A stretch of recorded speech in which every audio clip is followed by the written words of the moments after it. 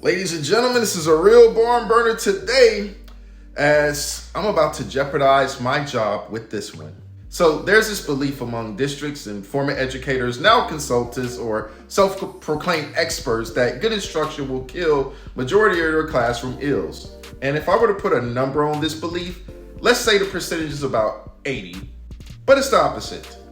Good instruction is 20% of your classroom execution. That other 80% that completely affects the classroom dynamic belongs to professional relationships built with the students, setting boundaries and consistency on expectations and procedures. This focus solely on good instruction changing the world is just a bit delusional. Campuses will gaslight their teachers into believing that whenever they are having issues, it's not the student, but it's their instruction that's faulty. The audacity. But I understand it. We got standardized testing quotas to hit and funding to secure, especially if you're in the great state of Texas where the paranoia about vouchers just won't come to an end. Man, let me tell y'all something. Campuses have lost good and potentially good teachers because the supervision of classroom excellence is always focused on, well, what does the instruction look like, George? And to see if it's aligned with the lesson plan, yada, yada, yada, all that good stuff. Here's a hot take that I have. This may be so because the coaches and these former teachers, now consultants, were never really good at classroom management themselves or building student relationships, and they have to use instruction to try to control their kids. So let me tell y'all something. There have been 2 years where I couldn't even get to the instruction because the violence on the former campus that I used to work at was at an all-time high, and that hostility would just seep into my classroom. So here's what I had to do. I had to really dumb things down regarding instruction, but focus more on being interested in the gangbanging the kids were interested in and why people such as King Von and NBA Youngboy were icons to them.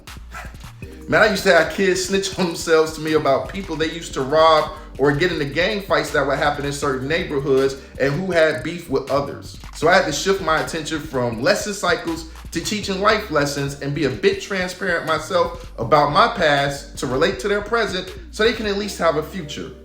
No administrator, no instructional coach, nobody taught me these things. There was no caution or warning on how to manage myself in a constant crisis scenario. I mean, nobody had answers because even in a violent scenario where prison-like riots would break out at any given moment, the instruction was still everything to my superiors. And that direction and that focus is a disservice to teachers. I mean, how in the HE double hockey sticks do you even teach in an environment that's purely chaos? The short answer is you can't. You know something? I take that back. If the focus is greatly on training teachers to have a better emotional response to how to interact with gangbangers, then maybe there is a fighting chance to teach in a purely chaotic structure. The type of training that I'm referring to is not having teachers watch these little silly stock videos, but participate in real time, how reenactments visit violent campuses that literally deal with this violent sort of student body successfully on a day-to-day basis. When I used to live in Louisiana, I worked at a Methodist home. And you know what the core of their training was? Don't take it personally. So as new recruitments, we would receive warnings of the reality of the facility, that we would get cursed out, threatened, and maybe even kids trying to bite staff. But here's how you handle it. These are the tools to deflect and not absorb these things where it affects your mentality. So we will role play and walk through these scenarios, and then our supervisors will provide us with recurring annual trainings to make sure that we're good, that we're not internalizing all the traumatic events that we were destined to experience. Unfortunately, public education doesn't have the bravery to even do something like this.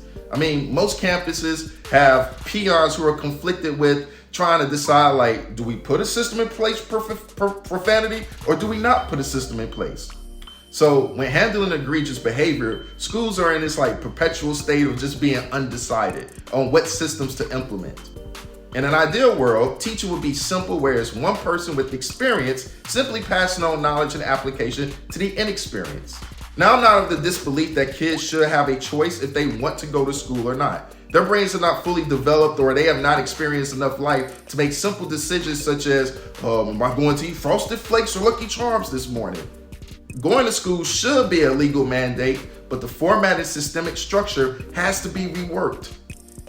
If you are a person who is gaslit by their administration believing that it's not you, but your instruction, then my book, Trouble in Paradise, will help you fan those flames so you can either have a better year as a teacher or simply vanish without a trace, leaving your superiors confused as to your whereabouts. Link is in the description and pinned comment below. You should check it out for your health.